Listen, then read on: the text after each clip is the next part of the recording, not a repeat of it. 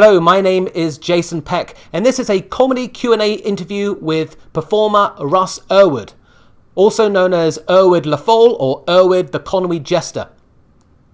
Russ is the official jester of a small town in North Wales known as Conwy.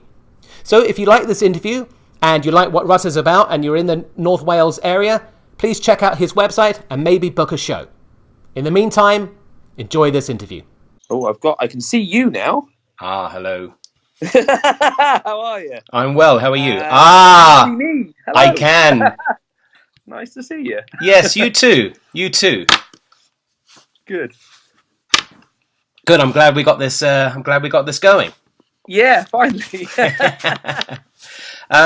So if it's okay with you, I'll just dive right in. Yeah, sure. Yeah, and to be clear, for anyone who decides to watch this, you're Russell, right? I am. And the name of your jester is it Erwyd, or how do you pronounce that? Yeah, so for an English-speaking audience, it'd be Erwyd. With a Welsh twang, it'd be Erwyd. Perfect. So, either or. Okay. Yeah. And I just wanted to ask you first off, what is your background as a performer and entertainer? Wow. Okay, so... Just roughly. Yeah, so I'm a juggler, magician, sideshow performer, that kind of thing. Mm-hmm. Escapologist as well. Oh, nice. Quite a bit. Yeah.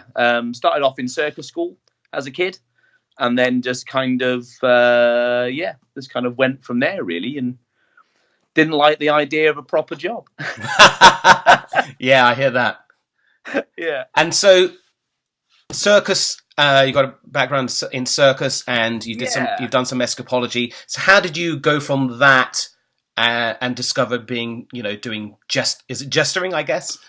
Yeah. So I, as many performers do, we travel around quite a lot, and I was lucky enough to get booked by quite a few festivals and things in North Wales. Fell in love with the place and decided to move there about 4 or 5 years ago now. Okay. And the town I live in is a really small medieval town called Conwy on the North Wales coast. Mm-hmm. And complete with castle and walls and all that kind of stuff. Right. And and they knew what it was I did for a living. Mm-hmm. They knew that I juggled and things, and people just referred to me as the jester as I was walking around, as a bit of a joke initially. Right. And and then I thought, well, did Conwy ever have any jesters? Nice. And we discovered that we did. Yeah. And the Chamber of Trade decided that maybe it could be quite fun to bring that back. And they chose me for the honor of doing it. So, got it. Yeah. That's how that kind of came about. And yeah. Right. Nice. I just want to, before I get into that a little bit more, I just wanted to get a clarification, at least from your perspective. What do you think the difference between a jester and a clown is? Well, initially, mm-hmm. I didn't think there was much difference, necessarily. But as I've got into it more, quite vast, really. Clowns generally are very much about the comedy, and that is really, I think what they do, and they do well. Yeah. Whereas jesters, obviously, we do comedy, mm-hmm. But I think there's more storytelling involved, and I think we can be cheekier than a clown, a little bit, Yeah. And traditionally, a jester would have also been an advisor as well to people and things like that. And would have worked very closely with their owner, which would normally be a king or some kind of royal. Yeah. My owner is the town of Conwy, so I work very closely with the town as a whole. Mm-hmm. Yeah, and I do things like organize events in the town and things like that. Yeah. Nice. Slightly more involved, I suppose. Really. Okay. Yeah. Got it. I just wanted to quickly cycle back and actually wanted to pay you a compliment because I thought that was really good when we were just talking about, how people were saying to you, hey, here comes a jester, and you were like, hang on a minute, and I thought, and it just struck me as you were saying that, I thought, wow, that was really good business sense of you to be able to think, well, hang on, if they're calling me a jester in sort of like a joking way, what is the history of that, and is there one in this area? Yeah.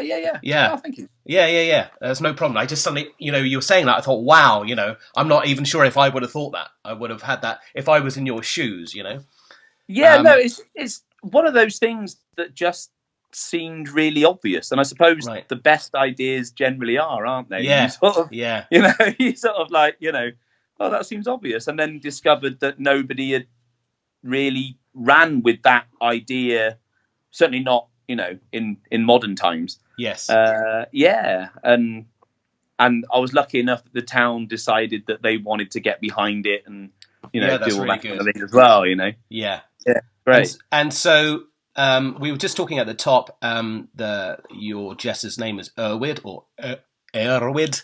Erwyd, as I attempt to destroy the Welsh accent. Don't worry.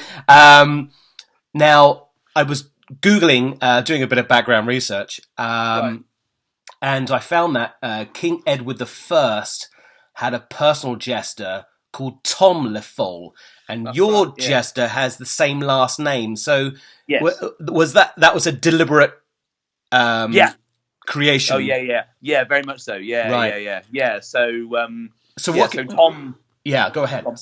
So Tom was the original jester of Conwy in a way. Mm-hmm. He was Edward I's personal jester, was in Conwy for 6 months, living at the castle with Edward for 6 months, whilst the castle was under siege by the Welsh. Okay.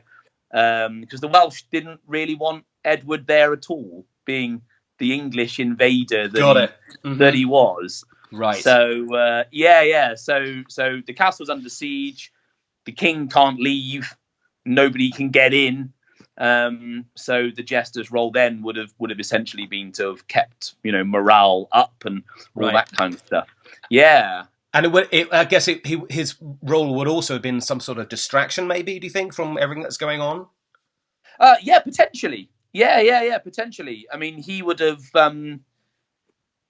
Jesters were also trained in sort of military arts as well, so he would have also been a soldier as well. As any sort of man back then would have really. They would have all been capable of taking up arms and things like that. Mm-hmm. Tom would have been very much with Edward. Would have been very much his bodyguard in a way, Okay. Yeah. Interesting.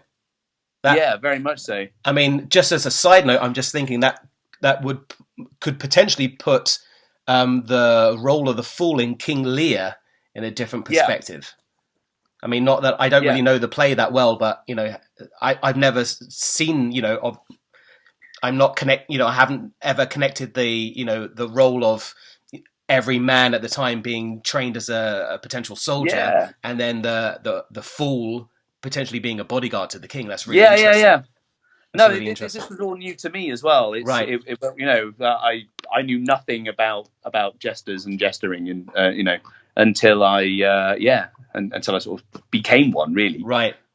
Yeah.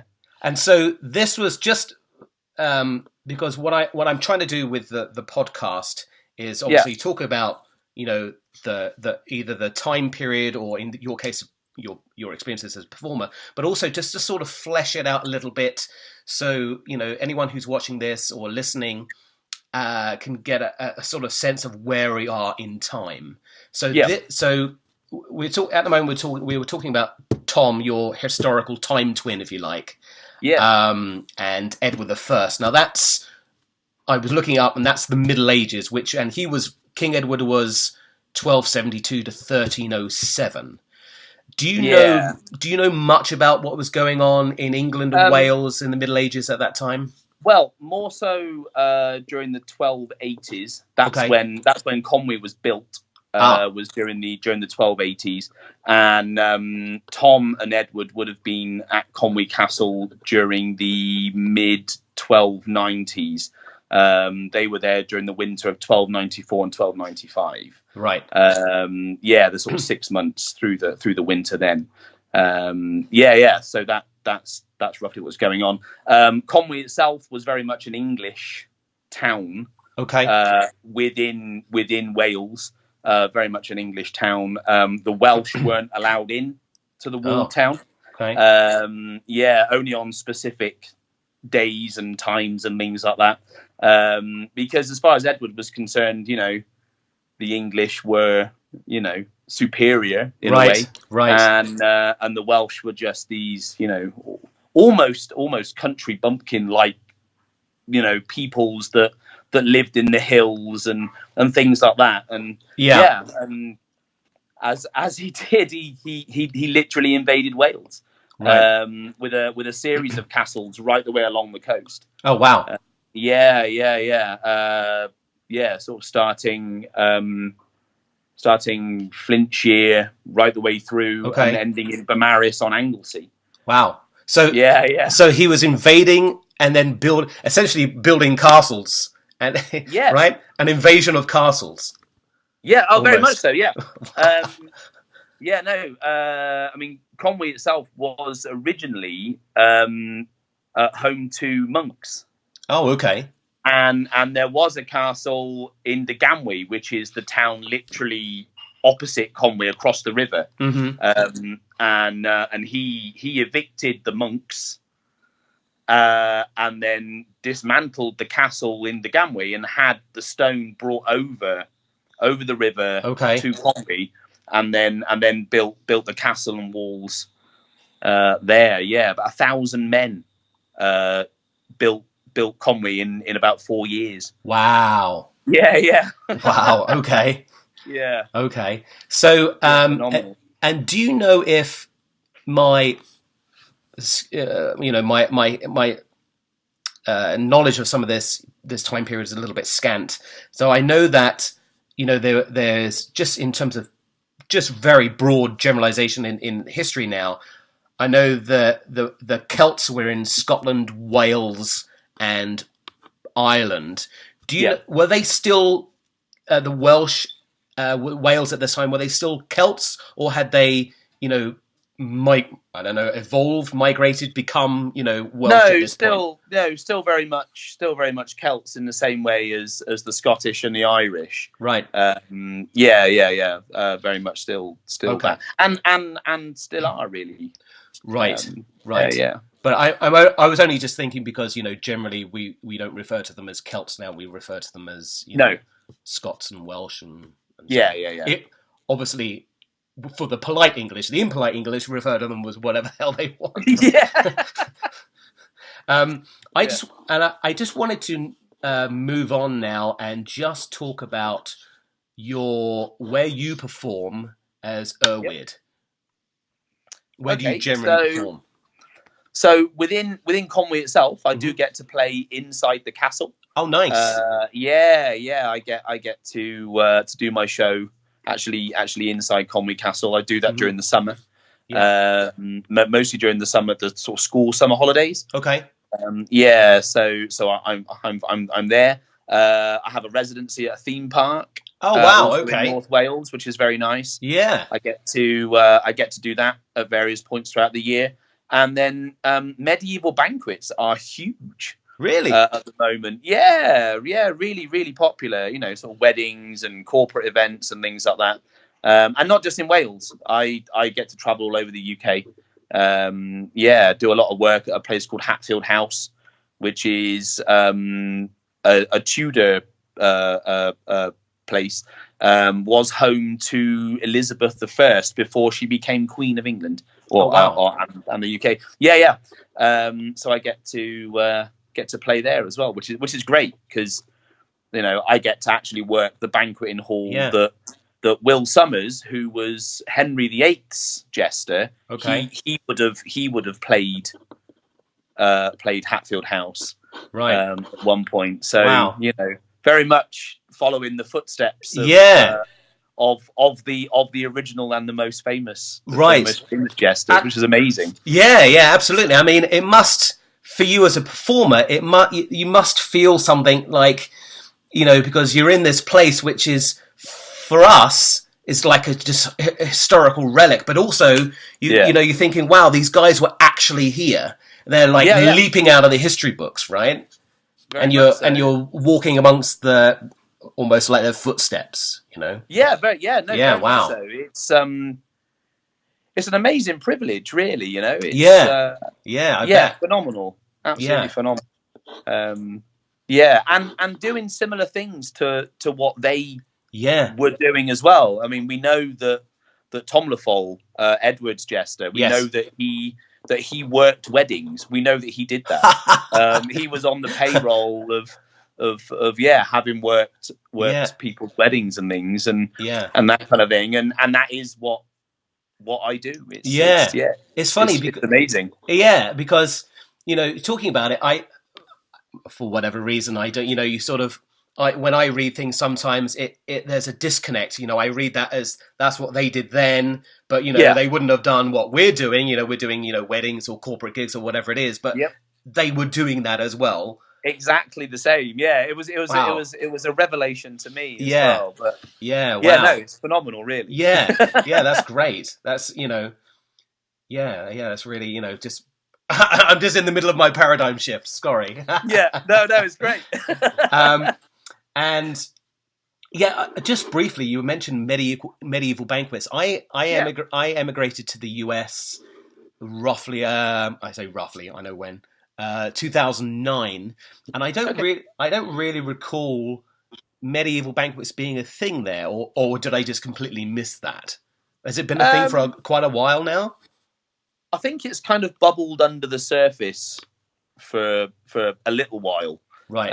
And it just seems to be one of those things that has taken off. Certainly for me anyway. I mean, maybe it's because I'm part of that scene now. I don't know. But the whole reenactment scene seems to have just blossomed here as well, which is great. Yeah. I mean, I was saying about sort of organising events and festivals and things, and we had one in Conwy a couple of years ago that we called the tournament, and we had 400 reenactors turn up to Conwy, which, to give it sort of a sense of scale, you can literally walk around the entire town, the walled part anyway, of Conwy in about 30 minutes. Whoa, okay. Yeah, so it's a small town, so 400 people all dressed in, medieval gear and walking around as knights and with swords and all sorts of stuff. So that it was just something else, really. Nice. Yeah, because they have here in the States, they have what they call Renaissance fairs that they do, and it was an odd thing for me, because I was like, for me that's history. And everyone was like, well, we're living it. And I was like, no, this is like, confined to the history books for me. It's almost like, like a documentary, And then I'd love to see one. I'd love to come over and see one. That would be, because I've never experienced anything like that. Right. And what's interesting though is what they've done now is, part of me wonders whether they should still call them Renaissance fairs. Is they've expanded beyond that sort of time period and begun to include, there's lots of fairies and fairy tales. There's a lot of mythology going on. And they've also brought in a lot of steampunk. Oh, wow. Yeah. Okay, yeah. So when you go, there's a whole mixture of things, and it's sort of like almost overwhelming to the senses. And it was disorienting for me, because I'm going, okay, I'm going to this Renaissance fair, or Renaissance fair, I got it, I know what this is. Yeah, and all of a sudden, you've got these people like the Renaissance period and the Tudor period, and then all this other things going on as well. You know, all these, you know, the people dressed as the fairies, and there's a whole, you know, team of them, and then you've got the people doing the steampunk stuff. That's amazing. Yeah, all at the same time. All at the same time. It's just yeah, because I work those different areas, but not at the same time. So I'll work a medieval themed event. I'll work a fairy themed festival. I work steampunk events, but but not but not everything combined. Yeah. It's like it's almost like a cultural melting pot. You know, here it is. And I've only been to one. There's one in North Illinois here where I am. It's on the border. It's near the border of Illinois and Wisconsin. It's called the Bristol Renaissance Fair. Oh, right. Okay. And there's a town called Bristol. That's why it's named after that. But which is funny enough where I'm currently sat right now. Bristol. Yeah. I'm not actually in Conwy at all at the moment. I'm working away for Christmas. What a con! I feel so duped. Oh, sorry. But I don't know. I've only ever been to that one, but I don't know if there are obviously a whole bunch of other Renaissance fairs across, you know, different states, and I don't know if they're the same in terms of like just being a cultural melting pot. I'm guessing that they are, but yeah, that's my experience. I've only been to one, and they also have medieval times here. Okay. Yeah, so it's similar sort of thing. You know, you go along, but it's just medieval, and then you sit and you can watch jousting and all this sort of stuff. Ah, brilliant! Yeah, amazing. Did you ever see the Jim Carrey movie, The Cable Guy? Yes. Yeah. So the scene where I think it's the same place that they filmed at, but it's it's certainly the same idea. Ah, brilliant! Yeah. No, I would love to. I'd love to experience. And you get the turkey legs and all that sort of stuff. Yeah. And you know, it's something else. That's great. Yeah. And I just getting us back on track from my digression. Yeah. Sorry. No, that's all right. We were talking about where you perform. I wanted to just briefly talk about the sort of shows that you perform, because I sort of saw on your website that you sometimes do like 2 shows in a schedule or a booking, right? Yeah. So what sort of things do you perform when you do that? So mostly I do stand-up shows. Okay. So rather than doing, you know, your sort of from a magician's point of view, doing the sort of close-up, walking around tables type of thing, that's not really what I do. It's mostly stand-up stuff. So I will juggle. I will do larger magic tricks. I balance several brushes on my chin at the same time. Nice. Things like that. So it's sort of bigger outdoory type stuff is what I do. Street shows. You know, and classic magic. You know, so like the cups and balls. Yep. Things like that. Yeah. So that's the kind of stuff that I do. Magic rings as well. Yeah, linking rings. Rings. Yeah. Yeah. Okay. Yeah, that kind of stuff. When I'm and then if I'm doing something that's not medieval, then I'll incorporate things like a straitjacket and that kind of thing. But I tend not to do that when I'm the jester. Okay. You know, in sort of medieval jester attire. Yeah. Right. So do you then? You know, so would someone just book you? I saw you've done a whole bunch of like major clients I saw on your website. I hope you don't mind. I was having having a sneaky peek. Was going, wow, you know, I've got just listing off here. You've got BBC, Sky, Tesco, MTV, KFC, a whole bunch of, you know, really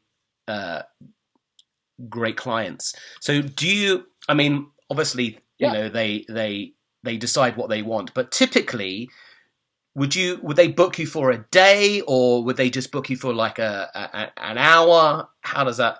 Yeah, it sort of depends on what it is they want. So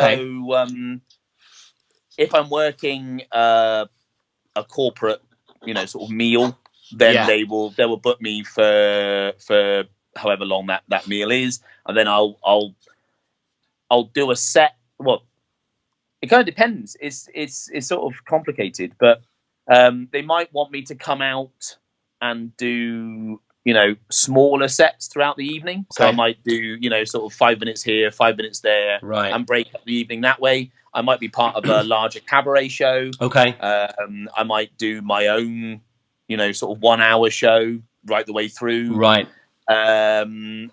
Or they might, if it's a team building thing, then they'll book me to run some kind of workshop. So I will teach them how to juggle and play with Diablos and do all that kind of stuff. Nice. So it really is a complete variety of different things depending on what the client needs. And obviously things like the BBC, then that was actual, sort of telly type stuff. And I've also worked as a magic consultant on different TV shows. Oh, nice. So one that American viewers might know is something on Discovery Channel called Breaking Magic. Okay. Or it might have been called The Magic of Science, I think, possibly in the US.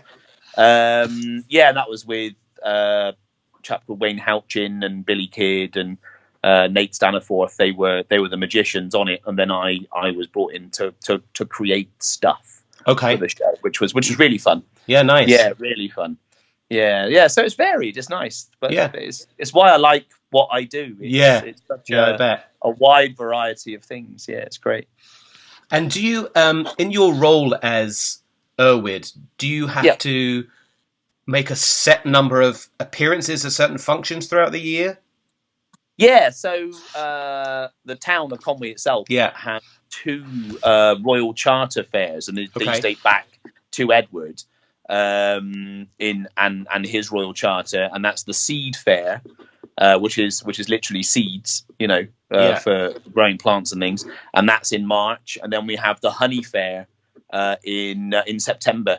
I mean, they're more than just selling of seeds and honey now, but traditionally that's what they would have been is the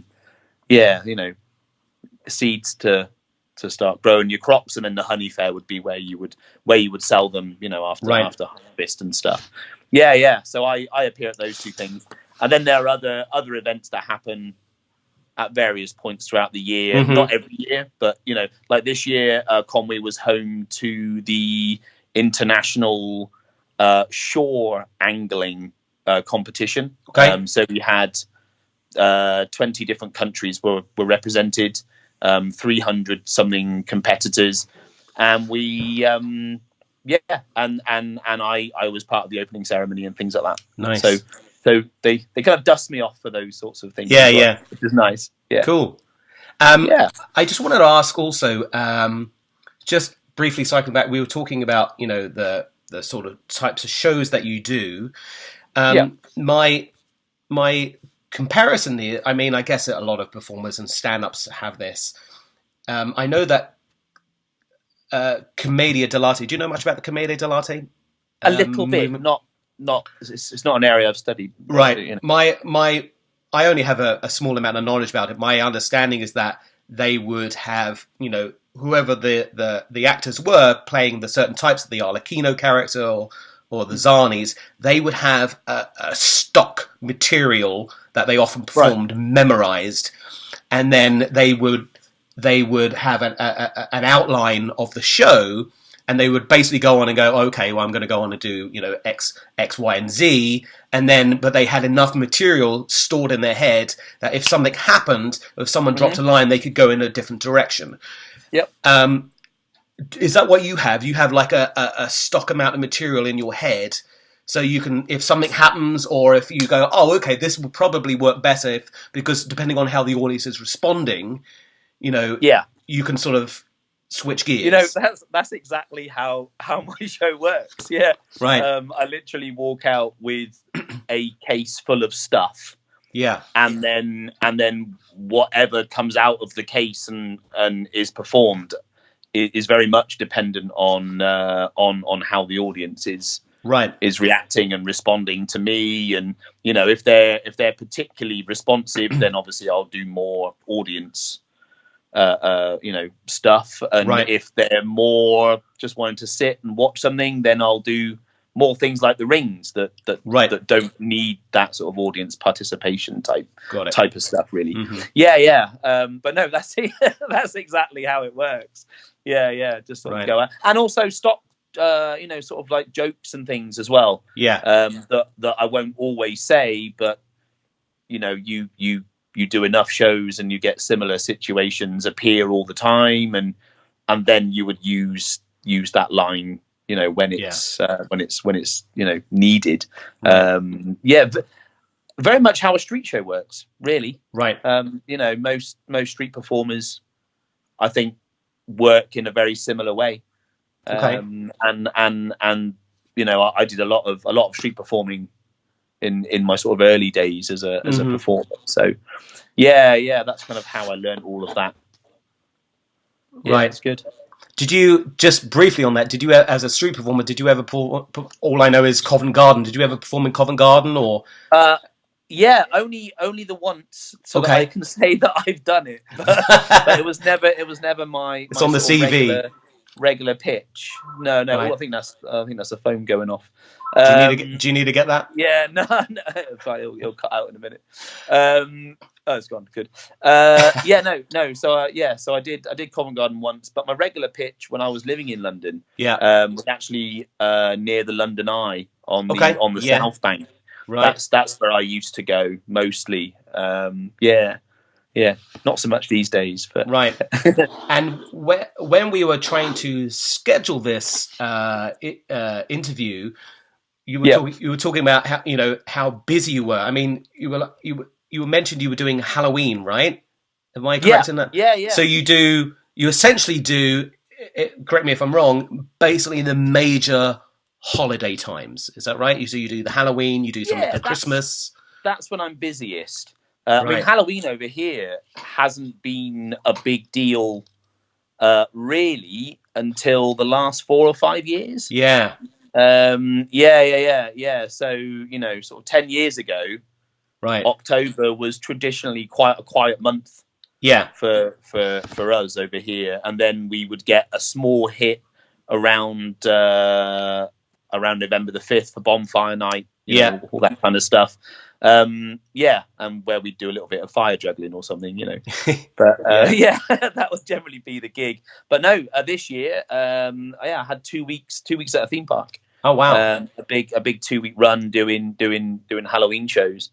Not in my Jester outfit. Right. I was a vampire ringmaster this year. Oh, okay.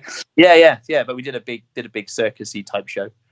With people slacklining and fire twirling and jugglers and things like that. And and I ringmastered it, which was great fun. It's funny because it seems like the Brits have gone, well, hang on a minute, the Americans are making a lot of money out of this. We should be too. It's the same with it's funny because you now have Black Friday. Yes, which is I don't even really know why it's called that. I don't understand.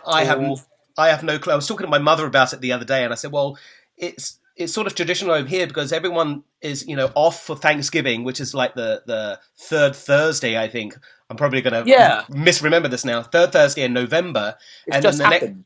Right. Yeah, it was last week. And then the stores are open, the shops are open again on the Friday. They have sales on, and everybody plows in and go, oh, I've got to get away from the family, go and plow into, plow into the shops, right? And, for me, when I was growing up in England, that was Boxing Day. You had the Boxing Day, Christmas, everybody's off, everything's shut. Yes. And then you got to get away from the family, and the next day, sales, Boxing Day sales. New Year's sales and stuff, wasn't it? Yeah. And New Year's sales, that's right. But they've obviously, some smart ass has gone, well, hang on, we could be making bank here. So they've taken on the Black Friday without the Thanksgiving, which is right. And obviously now they're making, the whole Halloween more of a thing. The whole Cyber Monday thing became a thing, didn't it? I think first with all the internet sales, and then I think it's kind of just sort of rolled on from that, really. Yeah. But no, I was getting emails from Amazon and places like that, trying to trying to promote Black Friday stuff at least a week before it was just like, what's going on? I don't understand. And now obviously they've done the same thing with Halloween, so that's very big much business. So. It is, and it's good for me. It fills that gap between the summer season and the Christmas season. Right.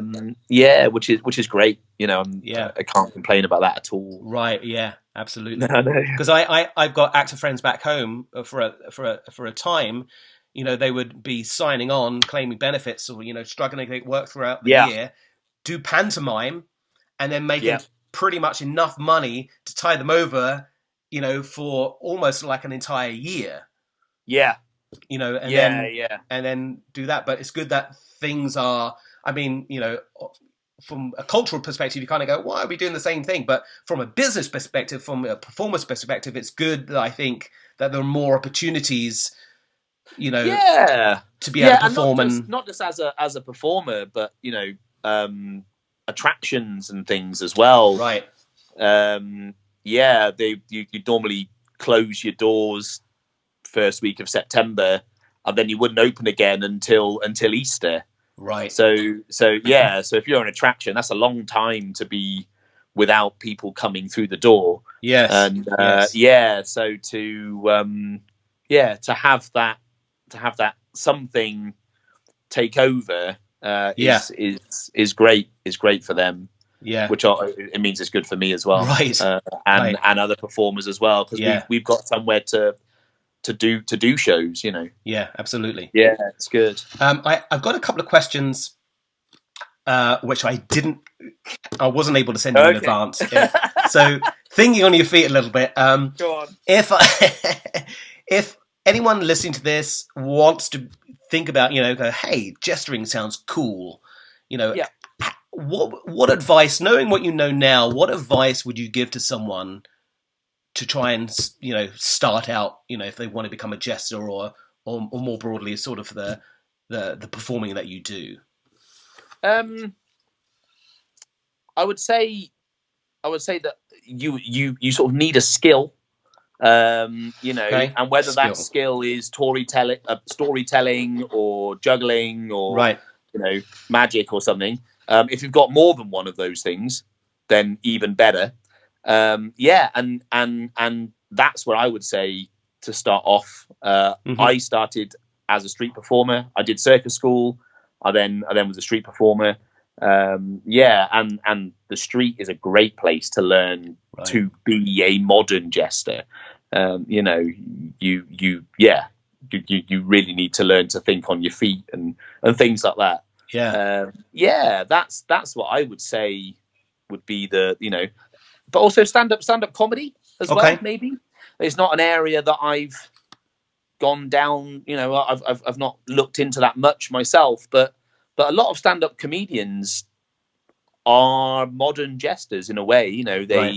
They are telling stories about our times now. And taking the rise out of politicians and all that kind of stuff. So if that's your cup of tea, then do that, Right. Yeah, definitely. And it was just briefly, I don't know if you've seen this book, Fools Are Everywhere.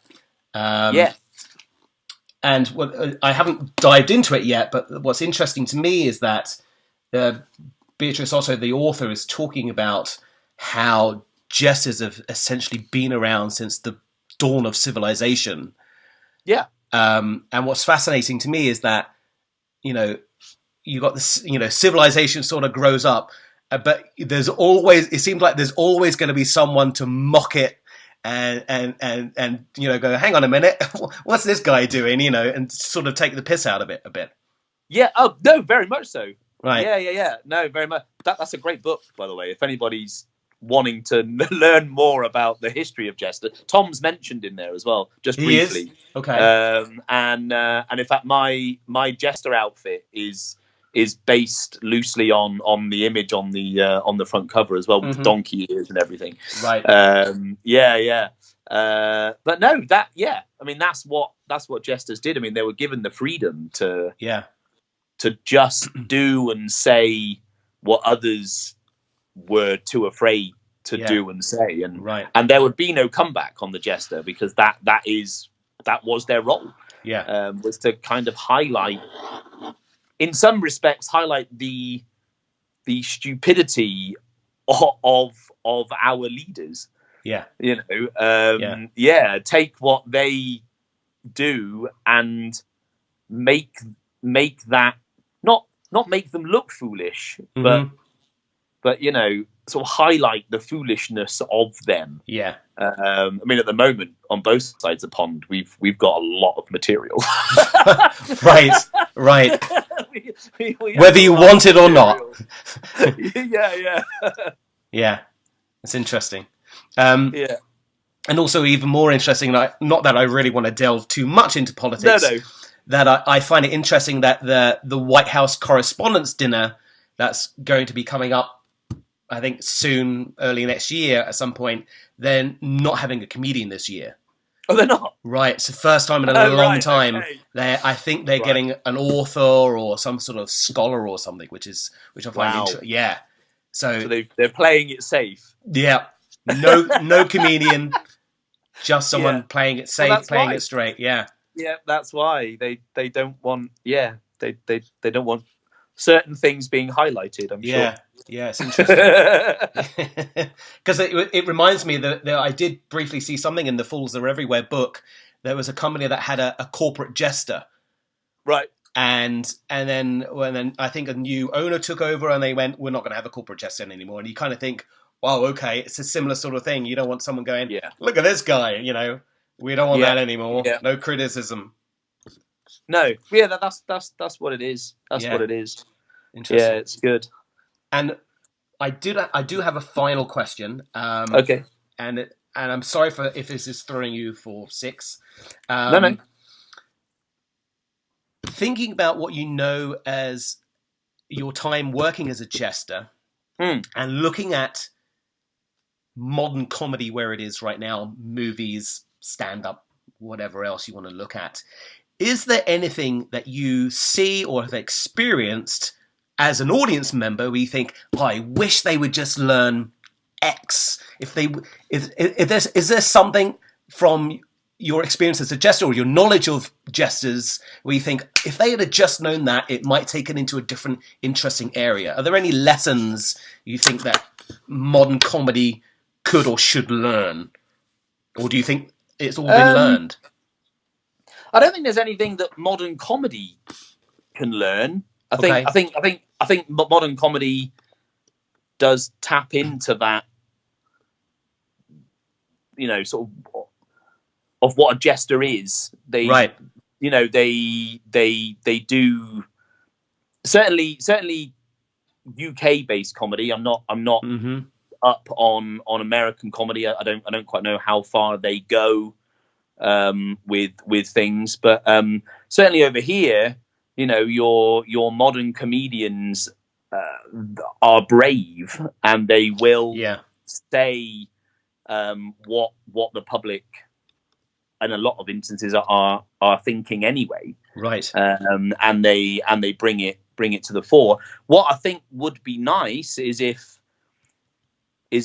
people listened to them and not just took it as a joke.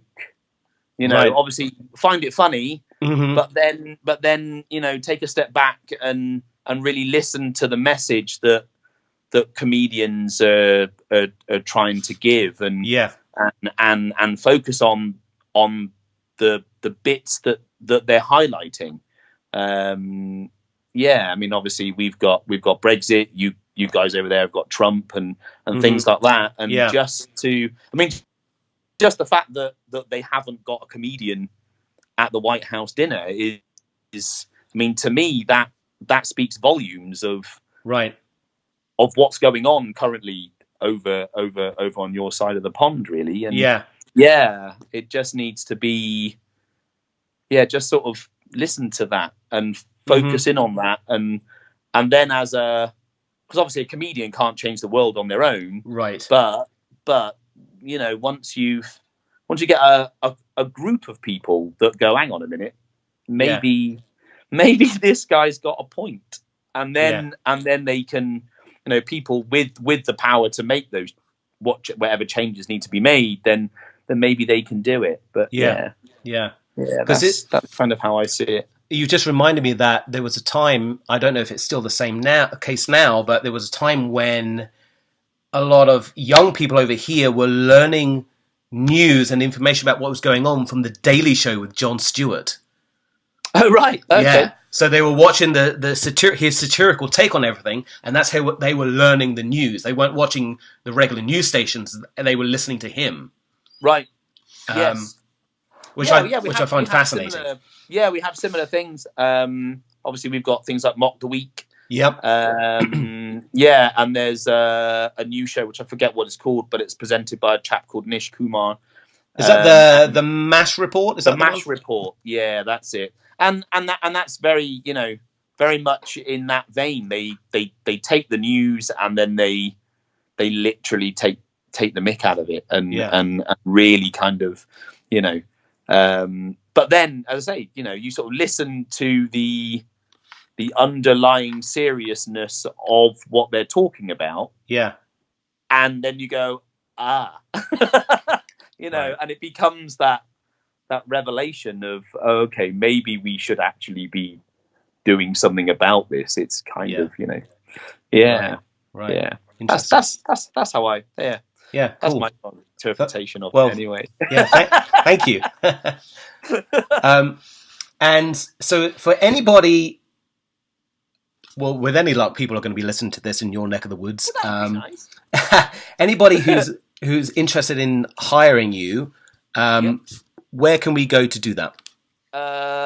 Online, conwyjester.com. Okay. That's CONWY. Yep. Jester, JESTER.com. We don't like too many vowels in Wales, so Conwy Jester. Okay. Or you can find me on social media. Again at Conwy Jester on Twitter, Facebook, Instagram, that kind of stuff. Perfect. And just say hello. It'd be nice. All right. Yeah. Fantastic. I mean, that's all I have, Russ. Is there anything else you wanted to add? Anything you wanted to plug? No, I think I've kind of plugged everything. Okay. I mean, as I say, you can find me in Conwy. You can find me at Greenwood Family Park in North Wales. You can find me in Conwy Castle, and events all over the place. If you're into fairies, the Fairy Festival in Wales, which is in August. That's a big one, and I love doing that. Yeah, so come and see me there. That'd be good. Nice. Brilliant. Perfect. Well, I'm glad we were able to do this, Russ. Same. And thank you so much for your time. I really, really appreciate it. Oh, you're welcome. You're welcome. Nice one, Jason. Thanks very much. Cheers. All right. Cheers, mate. Thanks. Take care. Bye. You too. Bye.